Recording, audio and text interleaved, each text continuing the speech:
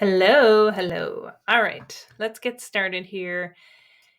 Now, I want you to think about if you've ever gone online or read a book or listened to a podcast about nutrition or food. And I want you to think about if you've ever finished reading or listening to that and felt even more confused than ever when you started. Yes, it's in fact the wild, wild west out there when it comes to nutrition information. So today, my goal is to provide some clarity.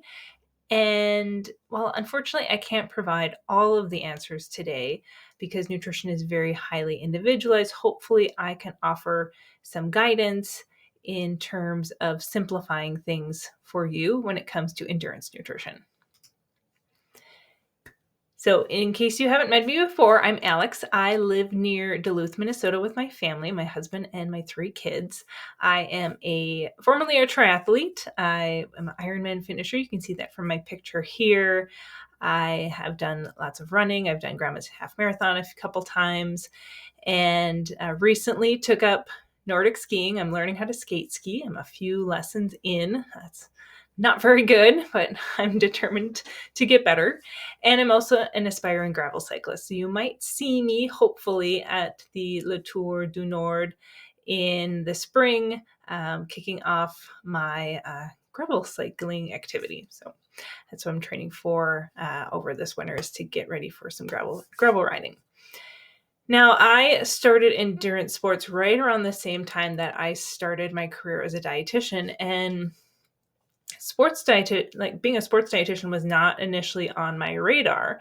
I when I crossed that finish line of Ironman Wisconsin, which you see in that picture, that was really a very pivotal point for me in realizing that I need to help my people. I saw a lot of people struggling with their nutrition. They had GI issues. They were hitting the wall, and that's where I knew there's some gap in knowledge base and putting that into action. And so that is really what started my mission at Alex Larson Nutrition, of providing that simplified and practical nutrition advice.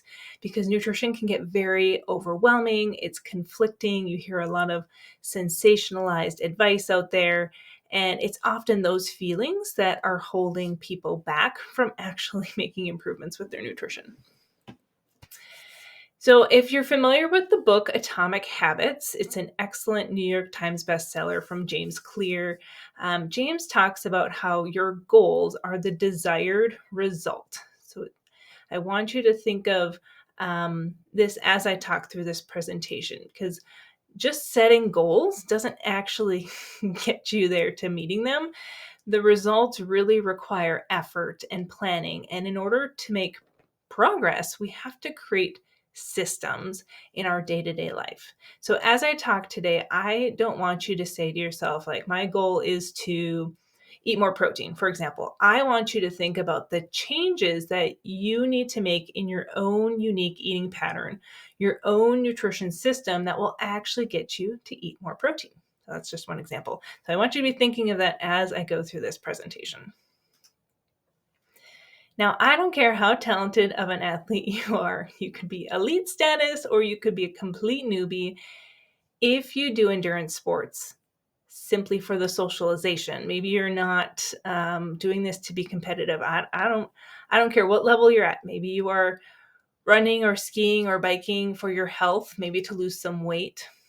No matter what level you are at as an athlete, you are worthy of fueling yourself well. Because how you fuel yourself impacts more aspects of your life than you may think. I can't do a nutrition presentation without a pyramid, okay? But we've moved a long way since the 1980s, 1990s food pyramid.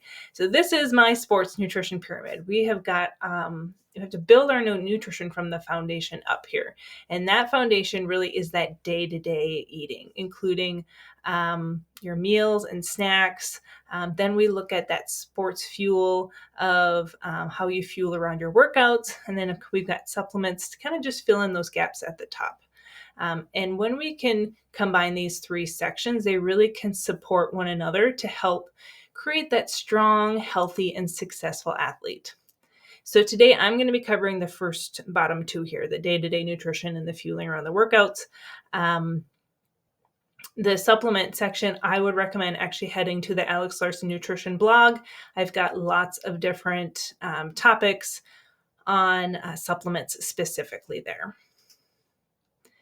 So like I said, that day-to-day, that's our foundation, because I find with endurance athletes, because we are training on a regular basis, often day after day, that their meals and snacks, that is really there to support recovery from your workouts. I think a lot of athletes will not prioritize that recovery as much as they need to, because the training, the exercise, the workouts that we're doing, that is a lot of stress on the body. That is what triggers our body to say, oh, I need to physically adapt to be able to do this workout again and have it feel easier.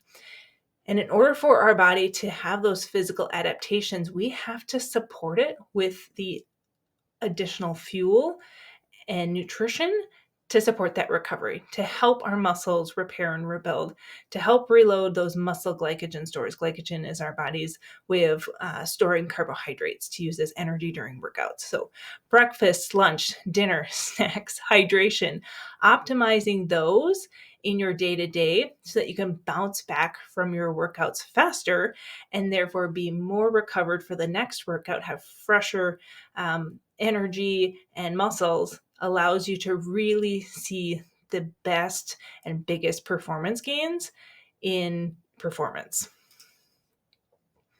One of the most common nutrition issues that I see in endurance athletes, and sometimes this is intentional, just based off of kind of diet culture and people naturally wanting to restrict, and sometimes it's unintentional. People often just are not aware of how much nutrition they need to support the volume of training that they're doing. And we are not ordinary people. We exercise a lot and often. We are extraordinary. And being awesome requires a lot more calories. So these are some common signs that I see from underfueled athletes, where they are just chronically tired all the time. Or I hear athletes that come to me, they're like, Alex, I'm tired of being tired. They're constantly hungry. They feel like they have a very unregulated appetite, especially in more of those evening hours. We're noticing that they're struggling with that appetite. We see GI issues. People might be a lot more crabby. I had a particular elite athlete out on the West Coast. She was a gravel cyclist that when we got her to start fueling better, she noticed that when she came home at the end of the day that she wouldn't argue with her husband. She was more pleasant around him. And so I jokingly said to her, look at us, we're solving even like marital problems here at Alex Larson Nutrition. So there's a lot of different things that you might not even have thought was an underfueling thing, like trouble sleeping. Sometimes that added stress of being underfueled really makes it difficult to sleep well. And then for our athletes that menstruate, if we are seeing missed periods or irregular periods, that can be a really big sign from the body that we've got some health issues going on. Now, I mentioned breakfast, lunch, dinner. What should be included in a meal? I like to look for protein, carbohydrates, some healthy fats. We don't need a lot, but just some. And then fruits and vegetables to get those micronutrients in. So protein is really there for satiety. It really helps regulate hunger.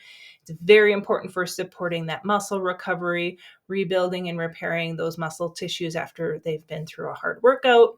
Examples would be your, obviously, meat, poultry, fish, seafood, some beans and legumes, nuts, seeds will have some protein in there, though I do consider some like nut butters and those types of things to also be a fat source, healthy fat source, but a fat source.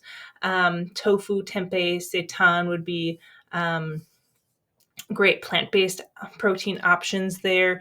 Eggs, dairy, like Greek yogurt, and one of my favorite things is Fairlife milk. Their chocolate milk is delicious. Highly recommend. So lots of different protein options to add throughout your day to help make sure you're getting enough protein. Carbohydrates, like I said, really helpful for glycogen stores. We store glycogen a little bit in our liver, but most of it gets stored in our muscles.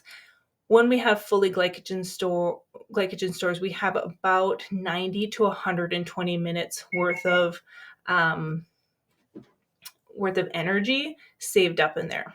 And I'll talk a little bit more about that when we get to that next part of the pyramid. So examples here would be, and I find with meals and snacks, I like to look for more of the complex carbohydrates, more of the whole grains of, quinoa, rice, like a whole grain bread, potatoes, sweet potatoes. Obviously, you'll get carbs from any of your baked goods, but I like to look for carbs in all sorts of different sources as well. And those are usually pretty easy to get in for most people, though I do every once in a while see some athletes that really just don't get enough carbs, and we need to make sure we're filling in those gaps. All right, we are going to play a little game. It's called Make It a Meal. So instead of having your breakfast as just a plain piece of toast, maybe a little avocado toast, and some coffee, or if your breakfast is just coffee, that also is not a meal. Okay, instead, we want to make that a meal by adding some additional protein, maybe some breakfast potatoes, some fruit, really adding in some balance there. A lot of people, when they think of eating healthier, they think of restricting, and I want to think of enhancing. What can I add to meals to make them more balanced and more filling, so that by the end of the day, you got all of the nutrition that you need for the day. You're not struggling with that uncontrolled hunger in the evenings, or feeling like you're snacking all the time, or craving sweets often. Think about ways that we can add to it, especially with protein. Protein is one where I see not enough people getting enough, and this really helps resolve a lot of those issues. And breakfast is a magical meal. I always find there's room to add more to breakfast to really support your energy levels and regulate that appetite throughout the day. Here's another common meal.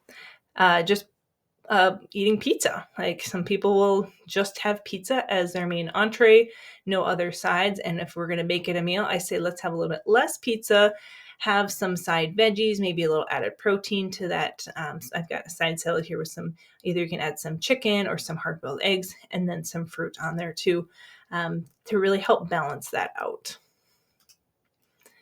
Another classic meal, a bowl of pasta. This would be something maybe an athlete would do the night before a race. And I think just a bowl of pasta, like a large bowl of pasta, maybe a little bit of protein in there, maybe a meat sauce would be great. But if it's just an everyday meal, I say let's make that a meal with having still that pasta, but maybe some additional meatballs, maybe a side salad or fruit, or maybe just some roasted vegetables that you cooked up on a sheet pan, and then ate those for a few days. It's not like you're having to cook every single night those side dishes. So make it a meal. Think about what classic meals that you have at home, and how can you really add to it and enhance it to make it more balanced. I want you to think back to my initial statement. So instead of thinking about, oh, my goal is to just have healthier daily eating habits, let's get started in talking about how you're going to build that system to getting there. And the number one thing that I tell people to do is to start with what you're already doing. It's really common to seek out a new diet or meal plan when you're wanting to improve your nutrition, and something that really changes just about people will just change about everything about how they're currently eating, and I don't recommend doing that. Don't wipe the slate clean and try and revamp everything, because that's often going to just produce temporary results, because those types of diets that are really restrictive or completely change everything about how you eat, they don't stick for long term. It's too big of a change. So what I recommend is start with what you're already doing. Think of things that you might be doing really well and keep those, and then say, okay, here's some areas where I've really got some gaps. And that's where you can start slowly making some small changes and chipping it away at it gradually over time. And like I said, don't restrict. People often associate eating healthier with restricting, whether it's cutting out sugar or processed foods or bread or whatever craziness that they've heard on the internet to cut out. Don't restrict. Instead, I want you to think about what you can add to your meals, add to your day that's going to offer beneficial nutrition. Add a side of fruit at lunch, add a vegetable, add more protein at breakfast.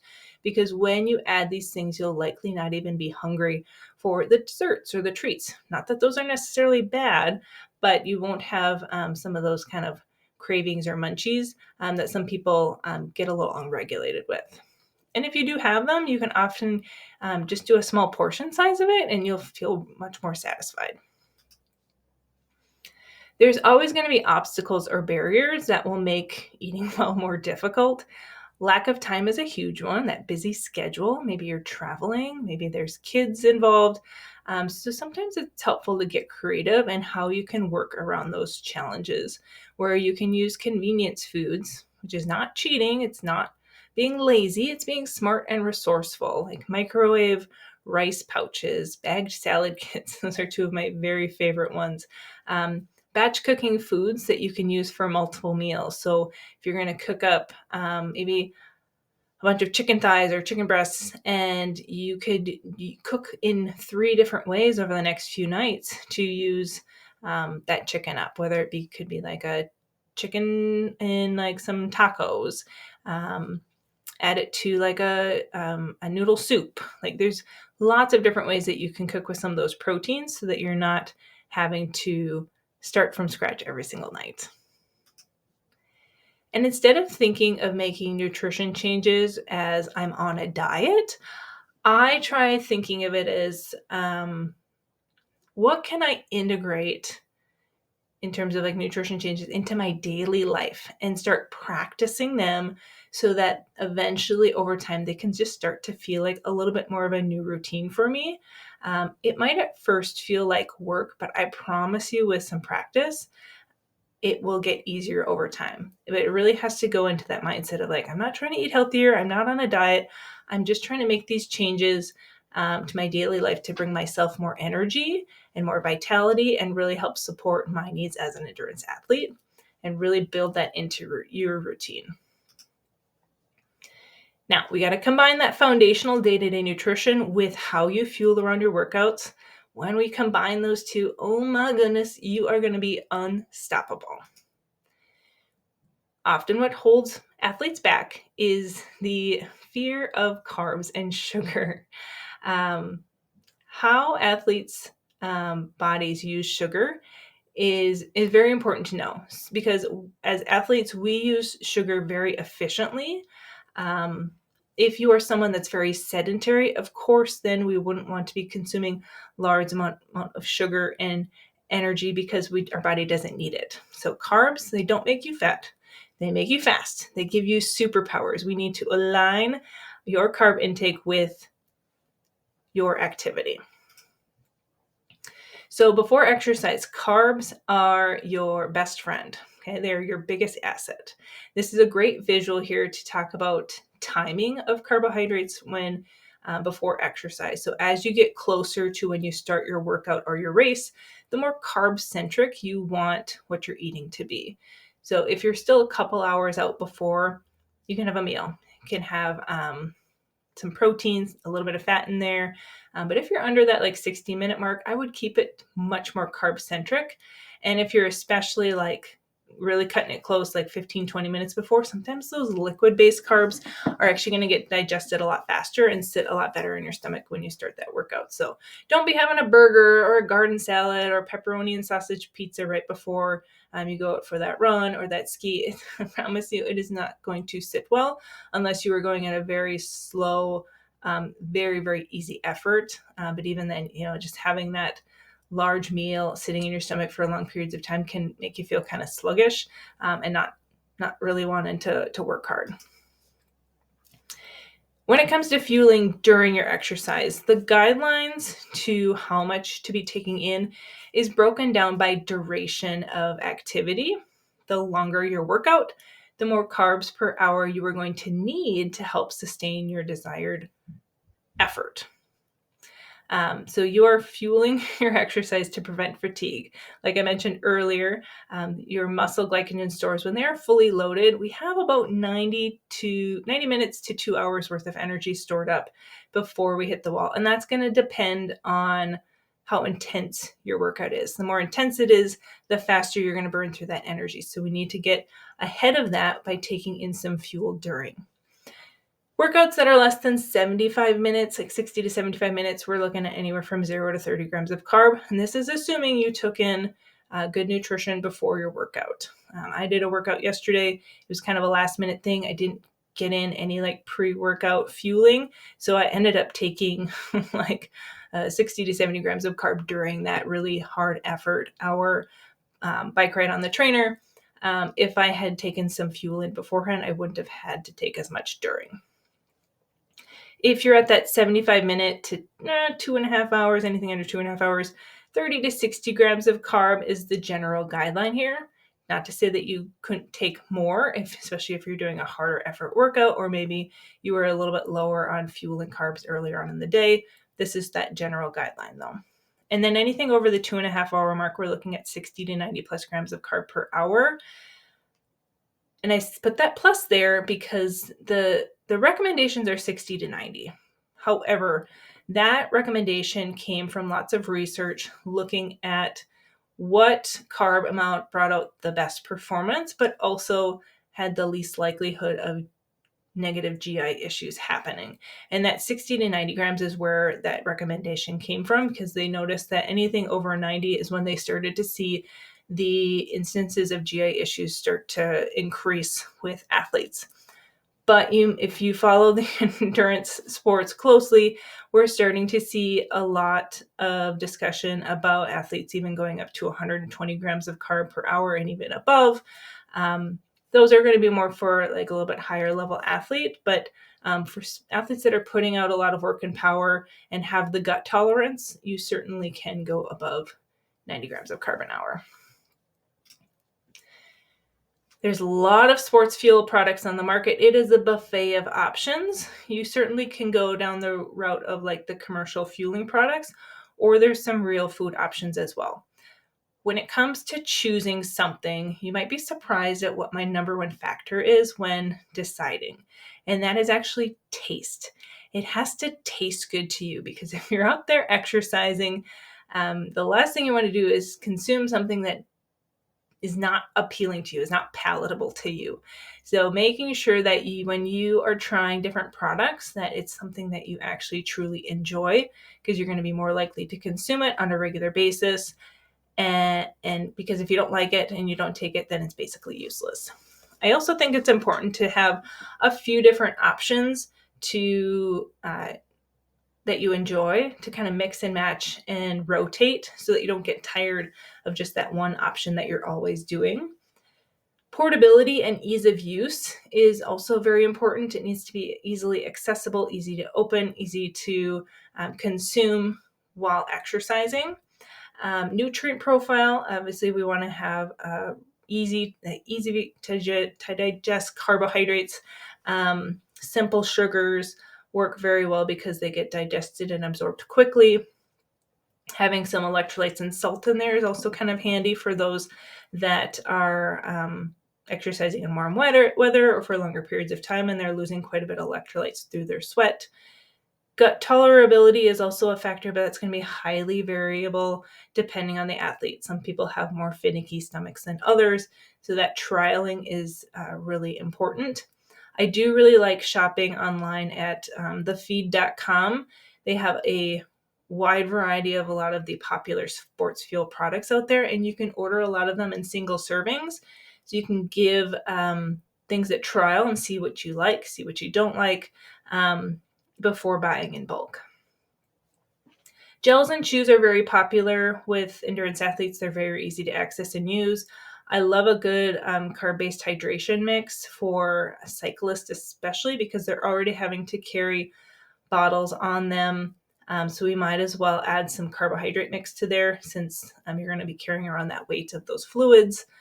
There's waffles, there's energy bars, there's maple syrup. There's lots of different things that work well. And maple syrup is also a real food option. It kind of fits in both columns here. With the real food options, the downside of them is they might not be as carb dense as some of the fuel products. You'd have to carry quite a bit more of it on there, but it is a nice different flavor profile, especially if you can mix in some potato chips or pretzels for like some savoriness to if you're doing something that's an all day thing. The dates work well, but they are very high in fiber. So if you're consuming a huge amount of them, it might cause a need for a bowel movement if you're on a long ride or long run or long ski. Gummy bears work really great, actually. Those Haribo gummy bears are awesome. Very similar nutrient profile to some of the fueling products. When it comes to hydration and electrolytes, this is also very individualized to the athlete. Doing some sweat testing, understanding like what your sweat rate is can help you kind of determine how much fluids you should be taking in during exercise, and even before and after is important as well. As the weather gets warmer, this gets more and more important, but I find even in cold weather, it's still important to stay hydrated. We might not feel as thirsty, which is the biggest challenge. I saw some research studies that they said that our thirst sensation is decreased by 40% in cold weather. So you really have to be in that practice of being on top of hydration to keep yourself from getting too dehydrated. And then, of course, replenishing those electrolyte losses in the sweat. Some people will have saltier sweat than others. You'll probably have an inkling if you're a salty sweater because you might have like white like salt stains on your clothes or your hat or like on your face when your sweat dries. That might be an indicator that you need to increase replenishing those electrolytes or taking in more electrolytes during your exercise to ward off any like cramping. After you get done with exercise, we need to refuel, kickstart that refueling process. And keep in mind, again, recovery is kind of an all day, sometimes a multiple day thing, depending on how big of a workout or race that you did. But immediately, if you can afterwards start rehydrating anywhere from half a liter to 3/4 of a liter, up to a full liter of fluids, depending on how much sweating you did with some electrolytes would be ideal. And then I would aim for having a snack as soon as possible, ideally with some carbs or protein. Though if you are already due to have a meal, I would just go ahead and have that meal, or within 2 hours having some sort of meal would be great. Again, carbs and protein, you want to have both to really help reload those glycogen stores, but then also having some protein available for your muscles to rebuild and repair that muscle tissue.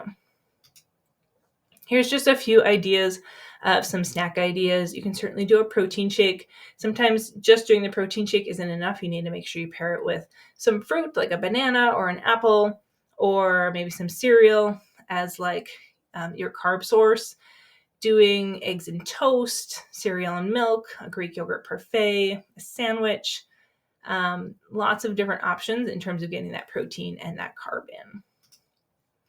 And again, your athletic results have little to do with your goals and everything to do with the systems that you set in place. So don't try anyone else's version of their eating system. You want to create your own in what works for your lifestyle. And keep in mind that this is not something that you can improve overnight. It is an ongoing progressive process. And nutrition is an evolution, not only for us as an individual, but also in the research. So we're going to continue to learn as we study nutrition and learn more and more about how we can bring out the best in endurance nutrition performance. But you as yourself can always work on improving your eating habits, your food behaviors, having a positive mindset with food in your body as you continue to strive to improve how you fuel around workouts and in that day-to-day nutrition. And it's also remember that fueling is a skill set. I had an athlete, she's a pretty elite level athlete. She was a mountaineer. She climbed she's an excellent mountain climber. And she was mid-30s when she and I started working together. And she's like, Alex, I'm so embarrassed that I'm finally just now learning how to eat. Like, how did I just not know these things naturally? I was like, fueling for an endurance lifestyle is something it doesn't come naturally to us. It's something that we have to learn and really build that skill set up. So it's better late than never to start working on your nutrition and helping really support your health, your energy levels, your performance as an athlete, so you can have longevity in your sport. Here are a few resources that you can find additional information. I'm on social channels, mainly on Instagram, but also on Facebook. I just launched recently an Endurance Eats podcast, so you can find that wherever you listen to your podcasts. It's going so well. There's a couple episodes on carbs, on creatine, and I'm so excited to even release out more resources for you. And then if you head to alexlarsonnutrition.com, I have a blog on there with over 100 different articles on specifically endurance nutrition information. All right, well, thank you so much and have a wonderful day.